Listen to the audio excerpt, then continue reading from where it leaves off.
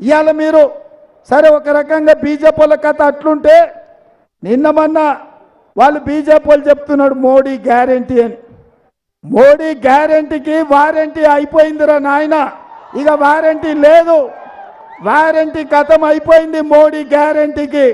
ఎందుకంటే సంవత్సరానికి 2 కోట్ల ఉద్యోగాలు ఇస్తా అన్నాడు, 10 ఏళ్లలో 20 కోట్ల ఉద్యోగాలు ఇవ్వాలి, కానీ ఒక్క ఉద్యోగం కూడా ఇవ్వలే. ఇవాళ ప్రపంచంలోనే అత్యధికంగా నిరుద్యోగ సమస్య ఉన్నది భారతదేశంలోనే. ఇదే కాదు, ప్రపంచంలో 125 దేశాలు ఉంటే అత్యధికంగా ఆకలి ఉన్న దేశాలు లెక్క పెడితే 111వ దేశంగా భారతదేశం ఆకలి కేకలతోని ఆత్మహత్యలతోని ఉన్నదని ప్రపంచంలోనే భారతదేశానికి చెడ్డ పేరు వచ్చింది. మనం కాదు, పక్కలున్న పాకిస్తాన్ బంగ్లాదేశ్ కూడా మనకంటే మంచిగా ఉన్నాయి, మన దేశంలోనే ఆకలి ఎక్కువ ఉన్నదని మొన్ననే లెక్కలు తేలినాయి. అదేవిధంగా రైతుల ఆదాయం 2 చేస్తా అన్నాడు. ఆదాయం సంగతి దేవుడు ఎరుగు, పెట్టుబడి 3 అయింది, రైతులు ఆత్మహత్యలు చేసుకుంటున్నారు.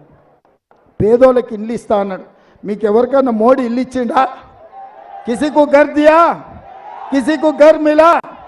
కానీ ఆ రోజు కాంగ్రెస్ ఉన్నప్పుడు రాజీవ్ స్వగృహ మీద పేదవాళ్లకు వేలాది మందికి ఇండ్లు కట్టించి పేదలకు ఇండ్లు లేనోళ్ళకి ఇండ్లు ఇచ్చిన చరిత్ర కాంగ్రెస్ పార్టీది.